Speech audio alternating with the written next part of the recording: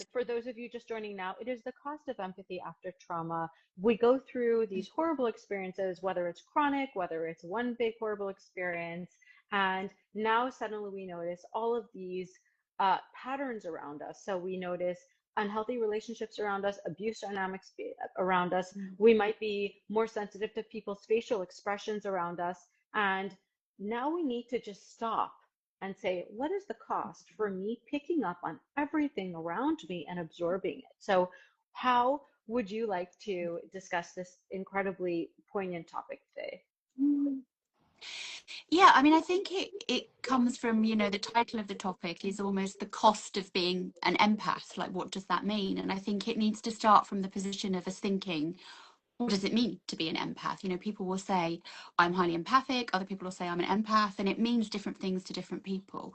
So there's a mix, because sometimes people will think it means that I absorb everyone's feelings. Other people will think it means that I am aware of everyone's feelings. And it can mean both. And what I want to think about really is how we move from a position of absorbing everything around us and that impacting our own nervous systems, our own energy, to our detriment, and how do we move to a position of awareness and choice where we can perhaps step back from those feelings and those things that we're looking at. And the point I want to sort of think through really is, sometimes when we are highly empathic, I often have people coming into my therapy room and saying to me, oh, I'm struggling so much, I pick up on everything that everyone else is feeling. And when we go through their case history, they don't present as someone that has come with a trauma. And it's only when we unpick it that we realize that this deep emotional sensitivity, this empathy, has emerged from traumatic experiences. So that I'm not saying everyone that is empathic has had to have been through trauma, but I think if you are super sensitive to everyone around you, it's also about maybe checking in with yourself and thinking, what's that about for me? Did I just emerge into this world like that, or were there things that happened? Because I think that's important for us to think through. 100%. Yeah. Mm. And so we were discussing how there are different types of Yeah. empathies. What are the different Yeah. types of empathies that we need to be aware of in order to really place them appropriately and to define them properly? Well, the kind of empathy that you were starting to talk about is what I would kind of term survival empathy. So it's where we've had to learn to be hypervigilant to somebody's micro expressions, to know the next time that we're going to maybe upset someone, the next time they might shout at us, they might hit us, something terrible is going to happen as a consequence of an interaction. So that becomes a survival need. It's that vigilance. It's what we see in animals when they are vigilant to what's around them, to understand whether they are safe in their space at that point in time. And that is kind of hypervigilance rather than empathy. We are feeling it as empathy at some level, but actually it's about our survival. So in the whole kind of definition of the word empathy, we're not actually tuning into someone else's needs at that time fully. We are, but from the purpose of our survival, not from the purpose of being alongside them and wanting to help them in the sense that we might be if we were being empathic, perhaps in a therapeutic relationship, for example. So there's survival empathy. Then there's the emotional empathy, where we will feel what someone's feeling, but we will have an awareness that that is not our feelings. So again, as a therapist, I might sometimes sit and think, oh, I feel a bit irritated right now. I don't know what's going on. I just feel a bit uncomfortable.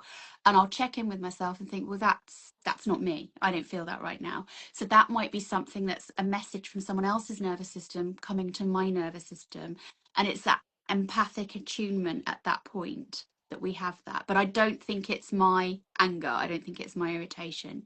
So there's a separateness and an awareness rather than an absorption of suddenly I feel angry or irritated and that's mine. I'm not kind of owning that in that moment.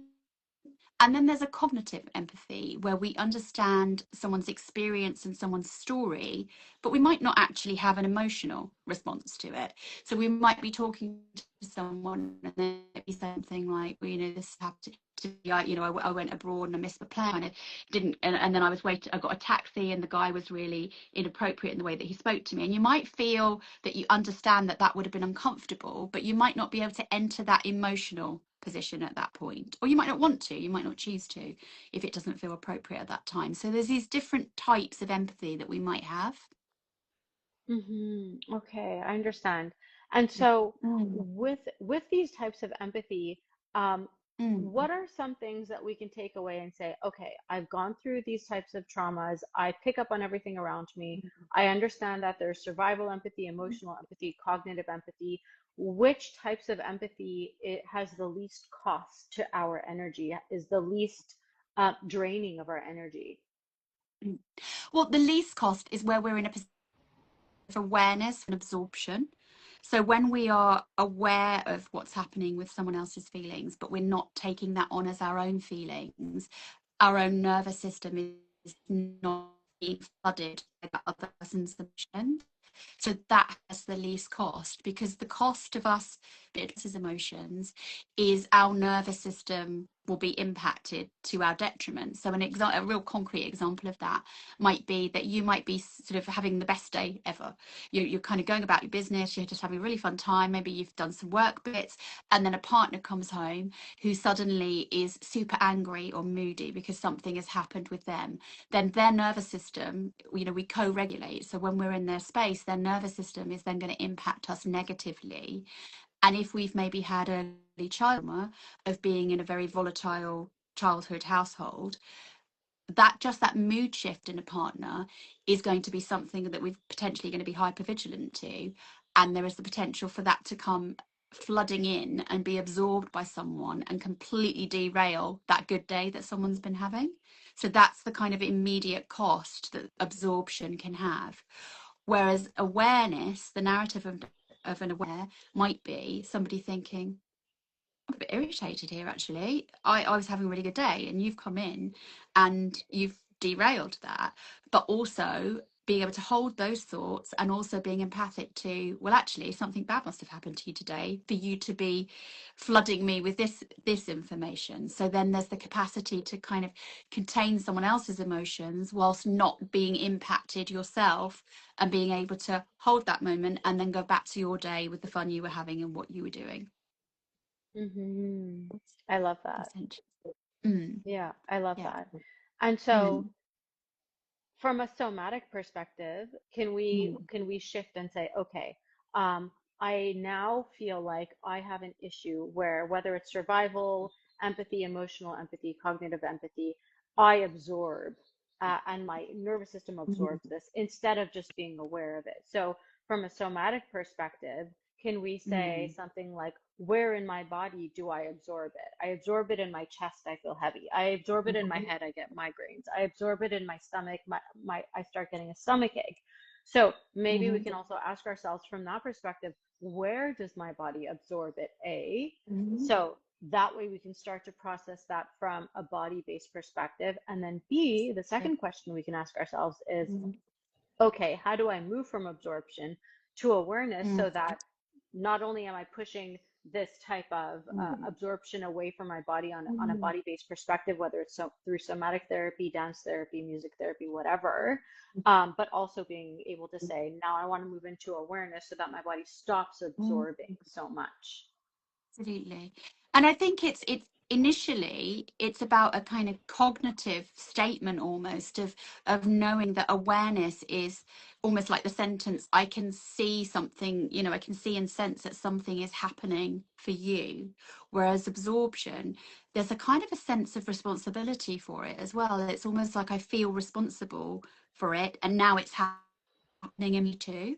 So there's something about if we feel that moment of shift, and it's really kind of hard to sense that, what in the moment, what you might feel is a slight moment of tension, perhaps, around what's happening in your body. However, the tricky bit is if someone is exposed to someone that is forever impacting the way that they feel on their nervous system in a negative way, there's going to be a natural survival sense to dissociate and cut off from that. So that mind body connection already is going to be challenged. So one of the starting points is just generally to do something every day to attune with your body. So kind of scan through your body, put your hand on your chest, your hand on your belly, take a few deep breaths, and actually tune in with which areas feel a bit loose, which areas feel tense. And if you tune in with that every day, maybe at the start of the day, before you've had any contact with anyone else, if that's possible, And then as you're going through the day, when you come across other people, again, do a quick scan and think, has there been any impact there? Does my jaw feel tighter? Do my shoulders feel tighter? Do my hips feel a bit less mobile? Have I stayed still? Am I moving a lot more? What's happening for me right now? To try and track the mobilization that your nervous system is naturally wanting to do when it comes across someone else's nervous system. And that's the kind of starting point for the tuning in. And then it's a case of, if you're coming across, say, that angry partner that's coming home, that's moody for whatever reason, it's then thinking, okay, this has impacted me. What do I do? Am I in freeze as a result of that? And do I need to gently move a bit? Or do I feel activated? And do I have to kind of maybe shake that out a little bit and shake it away from me? And consciously almost, again, give it a name and say, this is your stuff. You've just kind of thrown this stuff at me. I always think of those, like, I don't know if you've seen those sticky things that kids have that you throw against the wall and kind of come down a little bit. It's like somebody's throwing their stuff at you and you want to shake that off. You want to get it off. And sometimes visualizing it as something like that makes sense to you can help to release that. I love that. Yeah, Mm, exactly. mm, I actually yeah. have two body-based exercises that can help. But before I Mm, maybe I can end with that, but I know you have mm. a few more bits of wisdom to share. Yeah. Yeah, and I mean, one of the other costs, I guess, a long-term cost is if we are in this position of absorption and we don't recognize that that's what we're doing, that opens us up to being very vulnerable to toxic dynamics, because being empathic to other people means that we're probably quite nice to be around.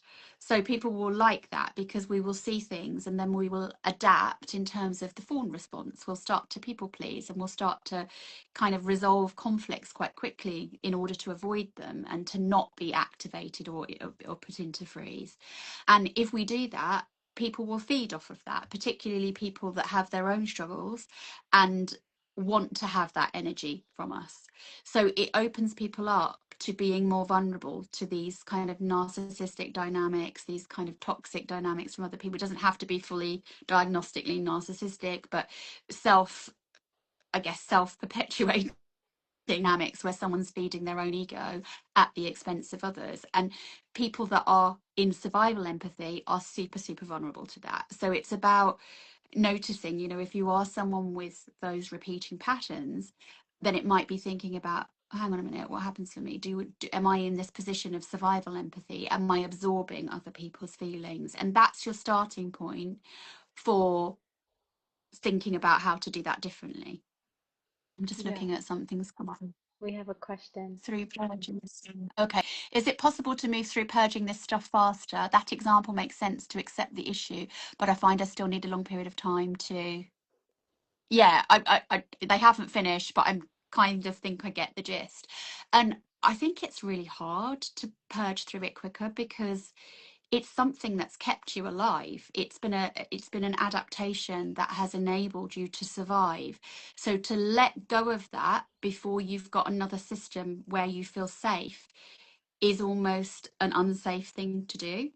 So it's about going at your own pace and accepting that it's not something that will switch overnight. And in fact, when I work with people, it's not something that's necessarily going to completely go. You may always have that awareness, and there may still be times when you absorb somebody's feelings. But when you become conscious of it, that's the point at which you can kind of stop, take a breath, and shake that off. And then over time, it starts to shift. 100%. So I don't think, I know it's not the right, it's not the ideal answer. I wish there was a quick way of changing these things up. I guess, the only other thing that I often work with people is around, if you're in a healing phase, if you know this is your repetitive pattern, it's maybe stepping away from forming intimate romantic attachments during the period where you are doing more of that healing, which isn't always easy because sometimes, because of your experiences, being in that dynamic in itself feels familiar and is kind of like a pseudo tends to be safe for you because it's the norm. So it's hard. Yeah. It's Mm. completely shutting down your habits cold turkey Mm. in order to kickstart something new almost. Yeah, Yeah. absolutely. Yeah. And you would have spent a while developing this. And also we're hardwired to respond that way. So your system is not doing something that it shouldn't be doing. So we can't like deprogram it entirely. We still need that as a response pattern, because there might be a survival situation later in life where you need to be absorbing someone's feelings for a moment in order to feel that you're keeping safe in some sort of dynamic. It's it's complex. It's not something that isn't of any value, but it just becomes problematic when it's our only way of responding to ourselves, the world, and others. Because one of the things that happens is, if we're always absorbing someone else's feelings, there's a complete self-abandonment, and then we lose that mind body connection. We lose that sense of who we are and what our needs are, and then this becomes the norm that we just repeat the pattern with. 100%.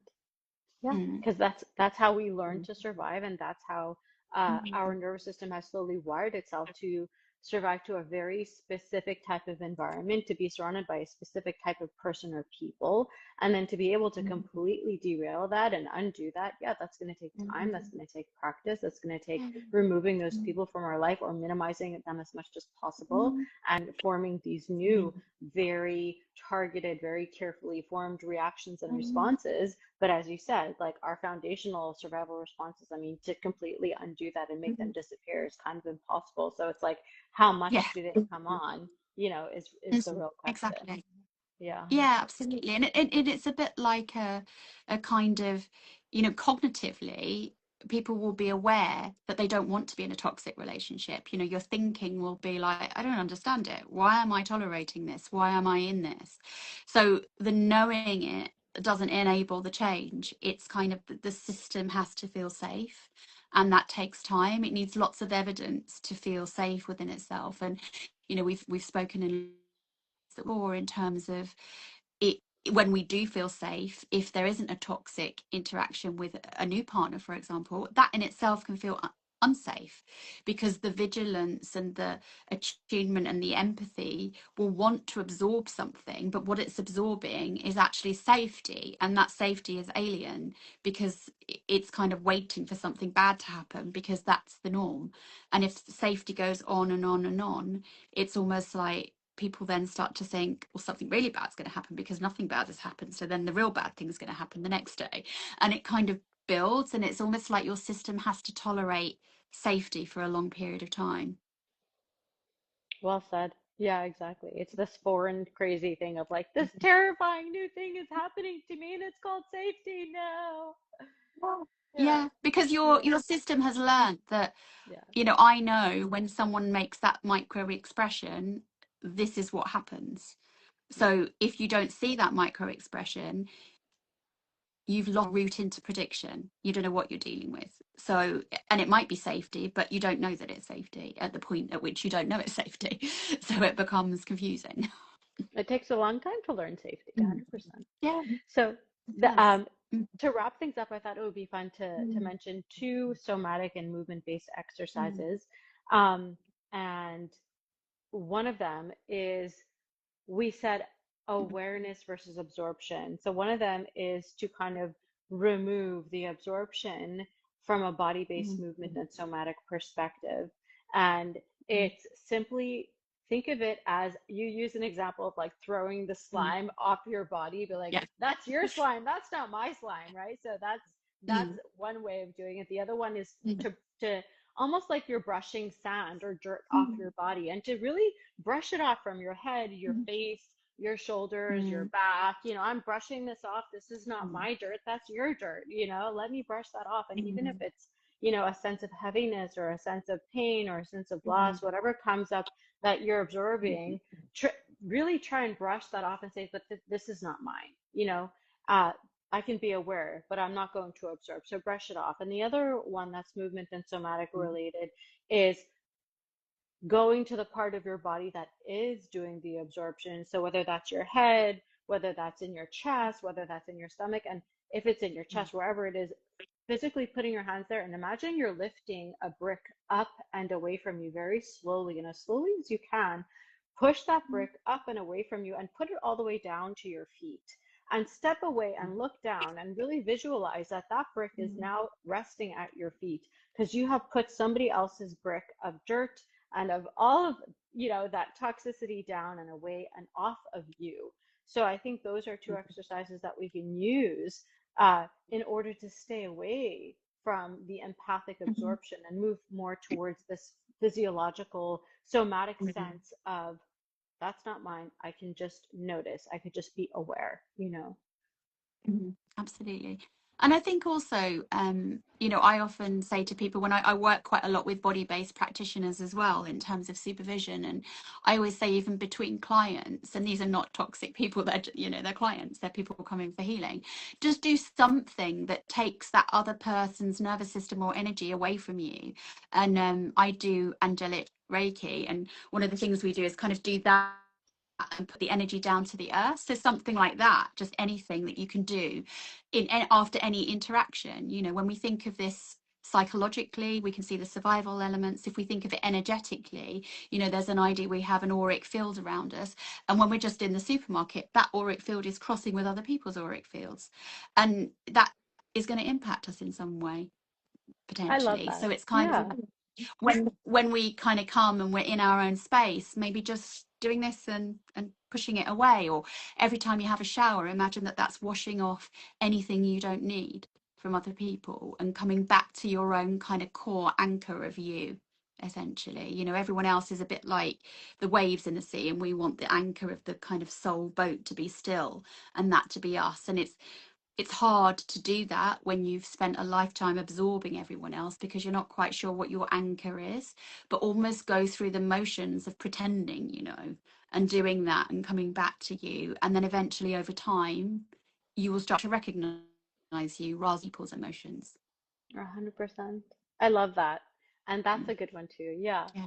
Well, thank you. Thank you Yeah. so much. This has been Mm. so informative, so powerful. I'm glad we got to discuss the different types of the cost Mm. of being the empath after trauma. We discussed the different types Mm. of empathy, and we Mm. discussed what to stay away from and what to move towards, and some somatic Mm. exercises. So this has been Yeah. lovely. I hope to do this with you weekly.